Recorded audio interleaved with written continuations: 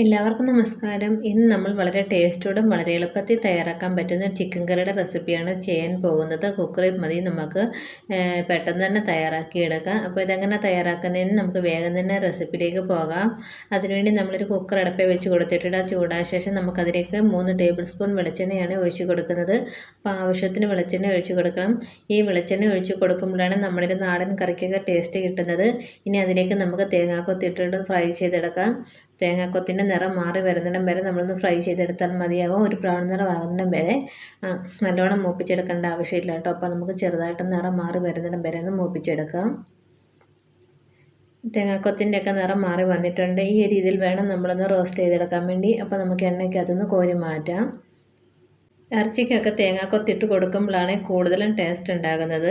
ഇനി നമുക്ക് എണ്ണയ്ക്കകത്തുനിന്ന് കോരി മാറ്റിയ ശേഷം ആ എണ്ണയിലേക്ക് നമുക്ക് മസാലകൾ ചേർത്ത് കൊടുക്കാം. 1 ടീസ്പൂൺ വലിയ ജീരകമാണ് ചേർത്ത് കൊടുക്കുന്നത്. പിന്നെ 2 ചെറിയ തക്കോലം, 3-4 ഗ്രാമ്പു എടുത്തിട്ടുണ്ട്. 2-3 ഏലക്ക ഇതുപോലെ ഒന്ന് ചതച്ചെടുത്തിട്ടുണ്ട്. 2 കറുവപ്പട്ട എടുത്തിട്ടുണ്ട്. ഏലക്ക ഇതുപോലെ ഒന്ന് ചതച്ച് ചേർക്കണമെങ്കിൽ ആ ഫ്ലേവർ നമ്മുടെ ചിക്കനകത്തേക്ക് വരത്തുള്ളൂ. അപ്പോൾ നമുക്ക് ഇതെല്ലാം കൂടെ എണ്ണയ്ക്കകത്തിട്ടൊന്ന് മൂപ്പിച്ചെടുക്കാം. മസാല ഇട്ട് കൊടുത്ത ശേഷം നല്ലോണം ഇളക്കി നമുക്കിതൊന്ന് മൂപ്പിച്ചെടുക്കാം.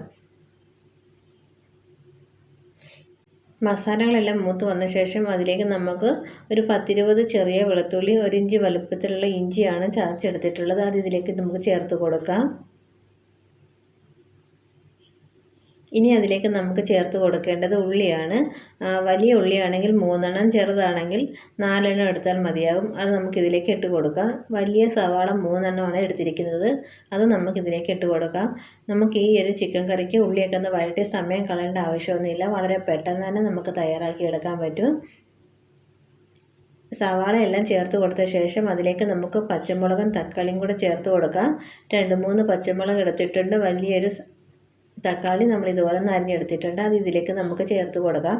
അതുപോലെ എരിവിന് ആവശ്യമായ പച്ചമുളക് വേണം ചേർത്ത് കൊടുക്കാൻ വേണ്ടി. എന്നിട്ട് ഇതെല്ലാം നല്ലതുപോലെ ഒന്ന് മിക്സ് ചെയ്ത ശേഷം നമുക്കതിലേക്ക് കുറച്ച് മസാലകൾ ചേർത്ത് കൊടുക്കാം. ഒന്ന് ജസ്റ്റ് ഈ ഒരു മസാലയും എണ്ണയും കൂടെ നല്ലതുപോലെ ഒന്ന് ഇളക്കിയെടുത്താൽ മാത്രം മതിയാകും.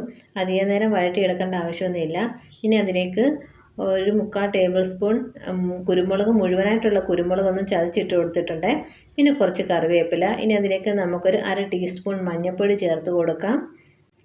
2.5 സ്പൂൺ മല്ലിപ്പൊടി ചേർത്ത് കൊടുക്കാം. ഈ ഒരു സ്പൂണിൻ്റെ അളവിലാണ് നമ്മൾ മല്ലിപ്പൊടി ചേർത്ത് കൊടുത്തിട്ടുള്ളത്. ചെറിയ സ്പൂണാണ് എടുത്തിട്ടുള്ളത്. പിന്നെ അതിലേക്ക് നമുക്ക് 3 ടീസ്പൂൺ നല്ല എരിവുള്ള മുളക് പൊടിയാണ് ചേർത്ത് കൊടുക്കുന്നത്. 2.5 സ്പൂൺ മല്ലിപ്പൊടി, 3 ടീസ്പൂൺ നല്ല എരിവുള്ള മുളക് പൊടിയും 2 ടേബിൾ സ്പൂൺ കാശ്മീരി മുളക് പൊടിയാണ് ഞാൻ ചേർത്ത് കൊടുക്കുന്നത്. നിങ്ങളുടെ എരിവിന് ആവശ്യമായ മുളക് പൊടി ചേർത്ത് കൊടുക്കുക. ഇനി അതിലേക്ക് നമുക്ക് ഗരം മസാല ചേർത്ത് കൊടുക്കാം. 1.5 ടീസ്പൂൺ ഗരം മസാലയാണ് ചേർത്ത് കൊടുക്കുന്നത്. ഇത് ഞാൻ വീട്ടിൽ പൊടിച്ചെടുത്തിട്ടുള്ള മസാലയാണ്. എന്നിട്ട് അതിലേക്ക് നമുക്ക് ഒരു 1/4 കപ്പ് വെള്ളം കൂടെ ഒഴിച്ച് കൊടുക്കാം. അപ്പോൾ ഇതൊന്ന് മസാലയൊന്നും അടിയിൽ പിടിക്കാതിരിക്കാൻ വേണ്ടിയാണ് 1/4 കപ്പ് വെള്ളം കൂടെ ഒഴിച്ച് കൊടുക്കുന്നത്. പിന്നെ അതിലേക്ക് നമുക്ക് ഫ്രൈ ചെയ്ത് വെച്ചിരിക്കുന്ന തേങ്ങാക്കൊത്ത് ഇട്ട് കൊടുക്കാം. പിന്നെ ഇതിലേക്ക് ആവശ്യത്തിനുള്ള ഉപ്പും കൂടെ ചേർത്ത് കൊടുക്കാം. എന്നിട്ട് നമുക്ക് അടച്ച് വെച്ചിട്ട് ഒരു വിസിലാകുന്നിടം വരെ ഒന്ന് വെയിറ്റ് ചെയ്യാം. ഒരു വിസിൽ മാത്രം അടിച്ചാൽ മതിയാകും. ഇതിലേക്ക് നമുക്ക് 1/4 കപ്പ് മുതൽ 1/2 കപ്പ് വരെ വെള്ളം ഒഴിച്ച് കൊടുക്കാം. അതിൽ കൂടുതൽ ഒഴിച്ച് കൊടുക്കരുത്. അപ്പോൾ ഒരു വിസിലായി വന്നിട്ടുണ്ട്. ചൂടൊക്കെ പോയ ശേഷം നമ്മൾ തുറന്ന് നോക്കി. അപ്പോൾ മസാലയൊക്കെ നല്ലതുപോലെ ഒന്ന് മൂത്തും വന്നിട്ടുണ്ട്. അതുപോലെ തന്നെ ഉള്ളിയൊക്കെ നല്ലോണം വഴണ്ട് വന്നിട്ടുണ്ട്. ഇത് വളരെ പെട്ടെന്ന് തന്നെ നമുക്ക് തയ്യാറാക്കി എടുക്കാം. അധികം നേരം വഴറ്റി സമയം കളയേണ്ട ഒന്നും ആവശ്യമില്ല. ഇനി നമ്മൾ 2-3 മിനിറ്റ് ഇതുപോലെ ഇളക്കി കൊടുത്ത ശേഷം ബാക്കിയുള്ള കാര്യങ്ങളോട് നമുക്ക് ചെയ്യാവുന്നതാണ്. അധികം നേരം വഴറ്റിയിട്ടേക്കണം. അത് അടിവശം ഒന്നും കരിഞ്ഞു പോയിട്ടൊന്നുമില്ല. നിങ്ങൾക്ക് കാണുമ്പോൾ തന്നെ അറിയാമല്ലോ. അപ്പോൾ 2-3 മിനിറ്റ് നമ്മൾ ഇതുപോലെ ഇളക്കി കൊടുത്ത ശേഷം നമുക്കിനി അതിലേക്ക് നമ്മൾ ചിക്കൻ ചേർത്ത് കൊടുക്കാം. നല്ല ഗ്രേവിയോട് കൂടിയുള്ളൊരു മസാലയാണ്. അപ്പോൾ നല്ലൊരു മണം കൂടെയാണ് ഈ ഒരു മസാലയൊക്കെ ചേർത്ത് കൊടുത്തപ്പോൾ നമ്മുടെ ഈ ഒരു ഗ്രേവിക്ക്.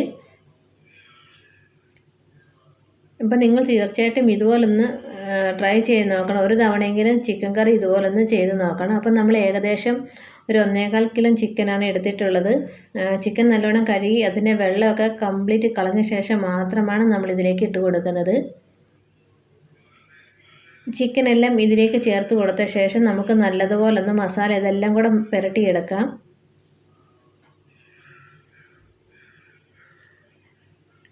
നല്ലതുപോലെ പുരട്ടിയെടുത്ത ശേഷം നമുക്കിതിലേക്ക് ഉപ്പ് വേണമെന്ന് നോക്കിയിട്ട് ഉപ്പൊക്കെ ചേർത്ത് കൊടുക്കാവുന്നതാണ്.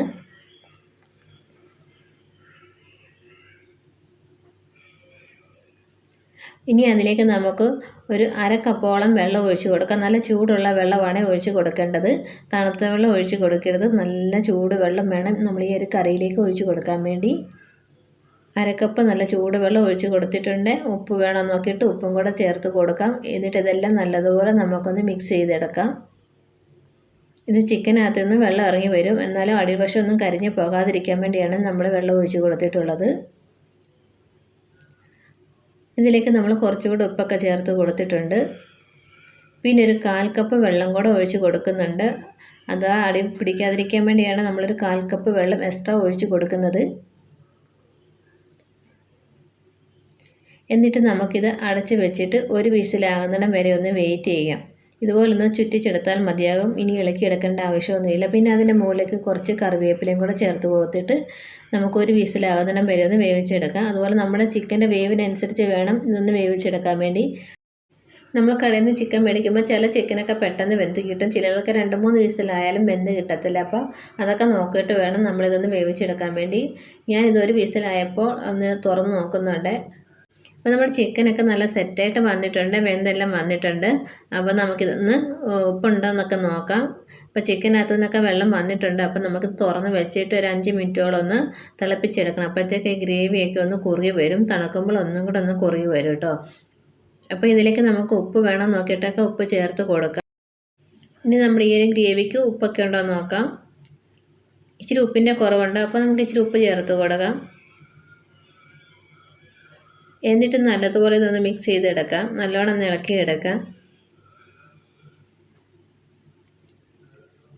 അപ്പോൾ നമ്മുടെ ചിക്കനൊക്കെ നല്ലതുപോലെ വെന്ത് വന്നിട്ടുണ്ട്. നല്ല സോഫ്റ്റായിട്ട് വെന്ത് വന്നിട്ടുണ്ട്. ചിക്കൻ കറി ഒന്ന് കുറുകി വന്ന സമയത്ത് നമുക്കതിലേക്ക് കുറച്ച് കുരുമുളക് പൊടിച്ചതും ഒരു 1/4 ടീസ്പൂൺ ഗരം മസാലയും കറിവേപ്പിലയും കൂടെ ചേർത്ത് കൊടുക്കുക. ലാസ്റ്റായിട്ടാണ് നമ്മൾ ഈ ഒരു മസാല ചേർത്ത് കൊടുക്കുന്നത്. എന്നിട്ട് 3-4 മിനിറ്റ് ഒന്ന് അടച്ച് വെച്ചിട്ട് ഫ്ലെയിം ഓഫ് ചെയ്യുക. അപ്പോഴത്തേക്ക് നമ്മുടെ ഈ ഒരു കറി ഒന്നും കൂടെ കുറുകി നല്ലൊരു ടേസ്റ്റും ആയിരിക്കും. എന്നിട്ട് നല്ലതുപോലെ മിക്സ് ചെയ്തെടുക്കാം. നല്ലതുപോലെ മിക്സ് ചെയ്തെടുത്ത ശേഷം നമുക്ക് 2-3 മിനിറ്റ് ഒന്ന് അടച്ച് വെച്ചിട്ട് ഫ്ലെയിം ഓഫ് ചെയ്യാം. അധിക നേരം വെച്ച് കൊടുക്കരുത്. 2-3 മിനിറ്റ് മാത്രം വെച്ച് കൊടുത്താൽ മതിയാകും. അതുപോലെ എൻ്റെ ചാനൽ ആദ്യമായിട്ട് കാണുന്ന കൂട്ടുകാരുണ്ടെങ്കിൽ ഒന്ന് സപ്പോർട്ട് കൂടി ചെയ്തേക്കണേ. ഒരു 3 മിനിറ്റ് കഴിഞ്ഞ ശേഷം നമ്മൾ അടുപ്പ് തുറന്നപ്പോൾ നമ്മുടെ കറിയൊക്കെ ഒന്ന് കുറുകി പാകത്തിൽ വന്നിട്ടുണ്ട്. തണുക്കുമ്പോൾ ഒന്നും കൂടെ ഒന്ന് കുറുകി വരും. അപ്പോൾ എല്ലാവരും ഒന്ന് ട്രൈ ചെയ്ത് നോക്കൂ. വീണ്ടും ഒരു പുതിയ റെസിപ്പിയായിട്ട് വീണ്ടും കാണാം. Thanks for watching bye Unni Kichus.